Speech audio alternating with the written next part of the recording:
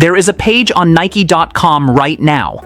The product code reads IM9420-417. The colorway is called Old Royal, a deep, saturated blue with black and white outlines and mesh cut in a pattern borrowed from a basketball backboard.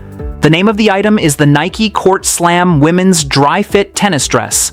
It is available in sizes extra small through large. The price is $140. The face listed in the imagery circulating this week belongs to a 21-year-old left-handed Filipina named Alex Eala. Sports Illustrated's tennis vertical broke the news within the past 7 days. The dress Eala is expected to wear in New York for the 2026 US Open has been publicly launched at retail. The tennis world is still processing what that sentence actually means, because a Nike.com product page is not a gift. It is not a favor. It is not sentiment. It is a bet. And Nike has just placed one in Old Royal blue on a Filipina athlete who 3 weeks ago was not yet a WTA champion. To understand why a $140 dress is a story, you have to understand what Nike does not do. Nike does not put untested names on live SK Us during the American hardcourt swing. Their current signature female tennis athlete globally is exactly one person, Naomi Osaka. Even her collections are released with the caution of a brand that has, by its own recent behavior, been slow to elevate anyone at all.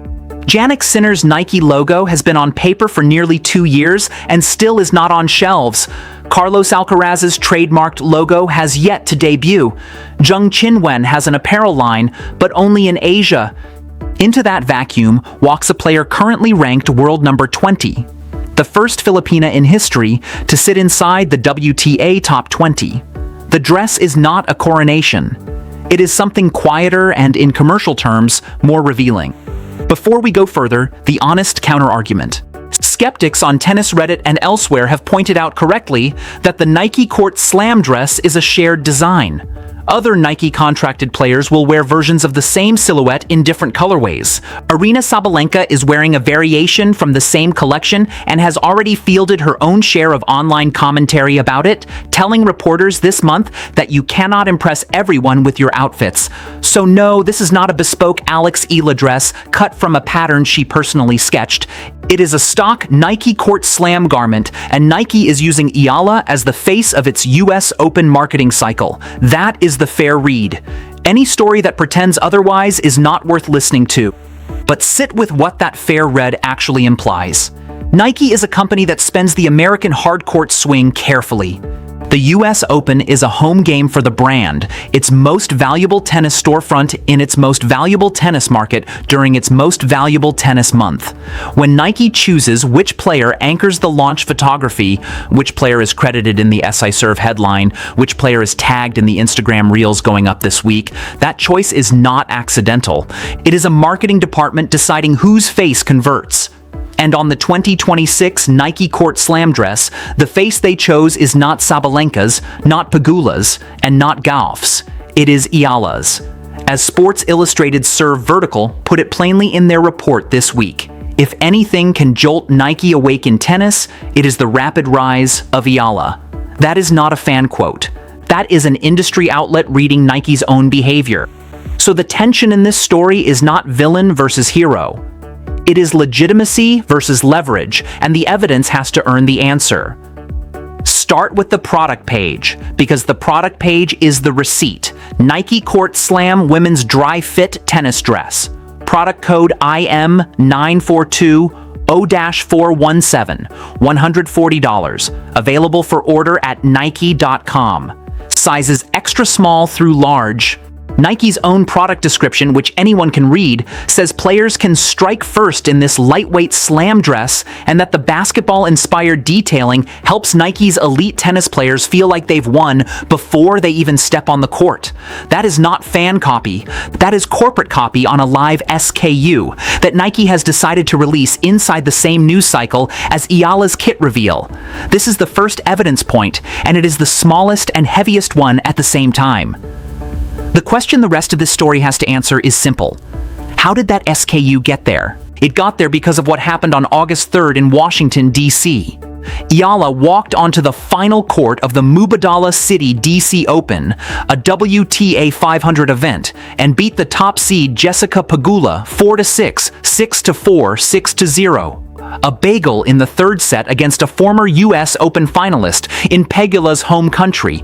That match made Eala the first Filipina in the history of professional tennis to win a WTA singles title and the first Filipina to win a WTA 500.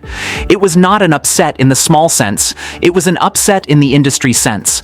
The sense that reprices sponsorship contracts and moves a name from the watch list tab in a Nike marketing spreadsheet to the activate tab.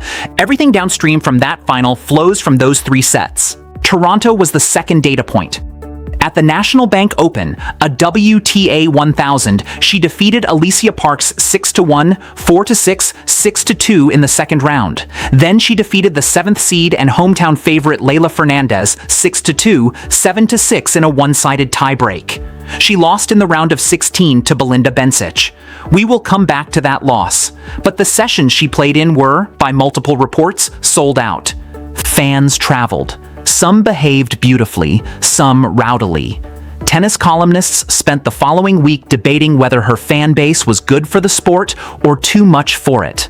Every one of those debates is in the language of a marketing department. Engagement.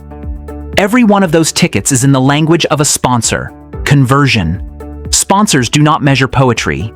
They measure whether a name moves a room. Then came the ranking. As of the most recent WTA update, Eala sits at world number 20, proud, a career high, and the first time a player from the Philippines has ever occupied that address on the tour. She is not defending any points at Cincinnati this week, which means if her run continues, she can climb further.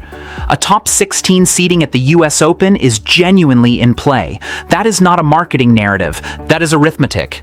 And arithmetic is the language Nike speaks when a product manager signs off on a dress launch. Take a breath here, because there is a temptation when a story lines up this cleanly to sprint to the finish and call it a coronation. It is not a coronation. Alex Eala is not the next Serena.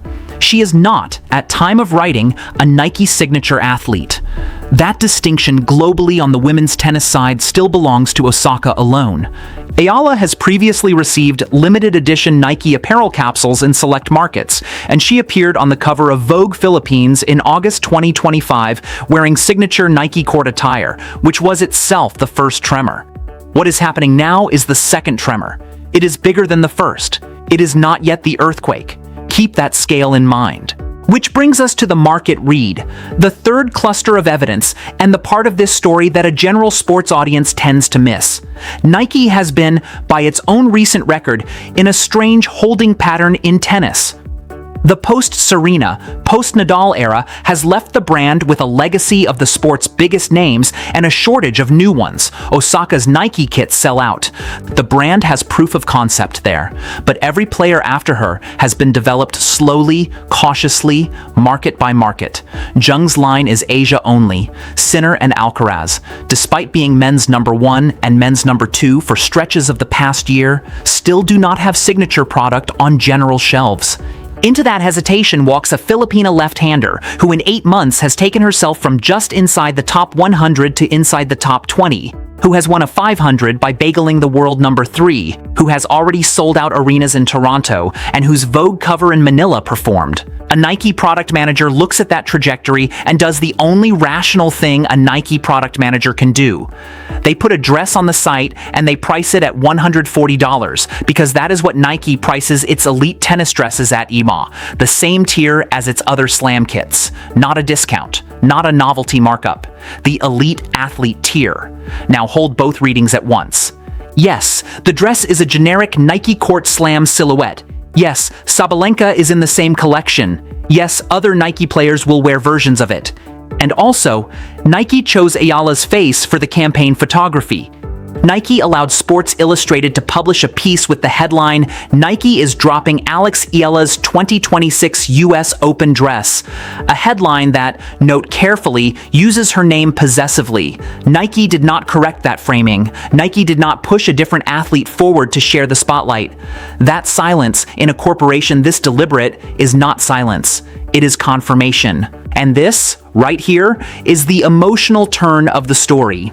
Nike did not put her name on the box. Nike put her face on the site. In a brand ecosystem where a signature logo takes years and a shared kit takes a season, being the face of the shared kit is exactly the on-ramp that a signature deal is built on. The dress is a bridge product, and Eala is standing on it. Zoom out one more time, because the American market read is only half of what the $140 dress means. The other half is what it means in Manila. The Philippines is a country of roughly 117 million people with, until this decade, essentially no presence in the WTA main draw. Not top 20 presence, no presence. Alex Eala is the first player from her country to enter the WTA rankings top 100, then the top 50, then the top 20. All inside a 2-year window. Nike's own limited edition capsules for her have been built around Filipino visual language, sampaguita motifs, colorways drawn from national symbolism, product photography grounded in Manila design studios. What is happening at the US Open in 3 weeks is that same visual language moving from a Philippines-only product page to Nike.com's global storefront.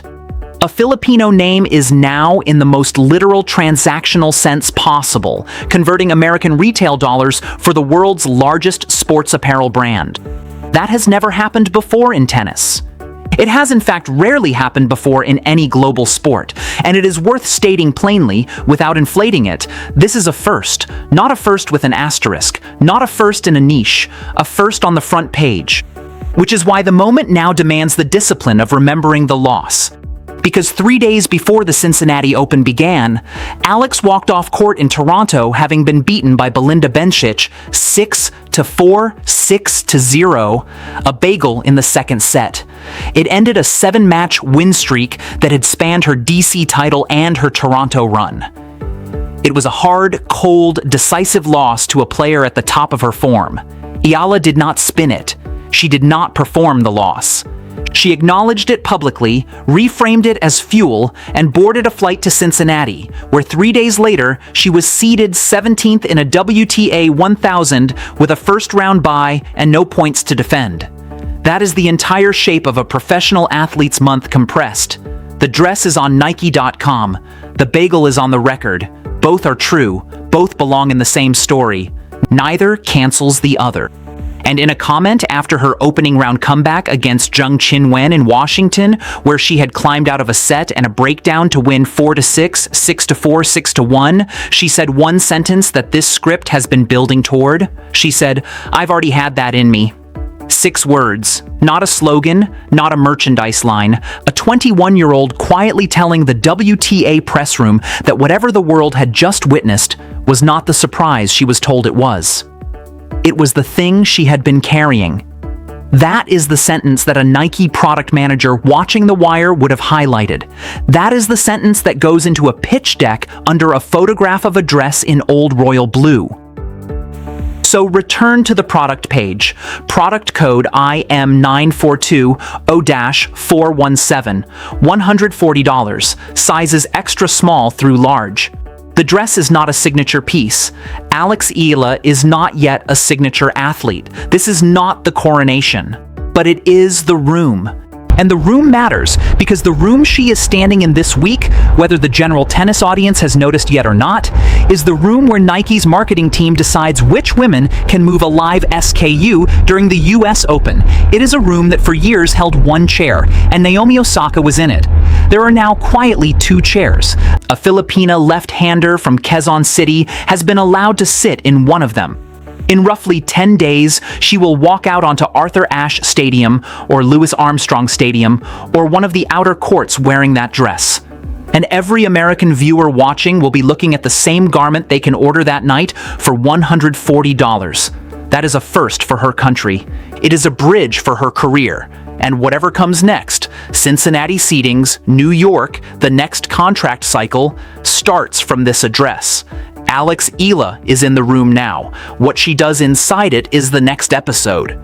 Tennis Diaries, where the ones who saw the product page first stay until the dress hits the court.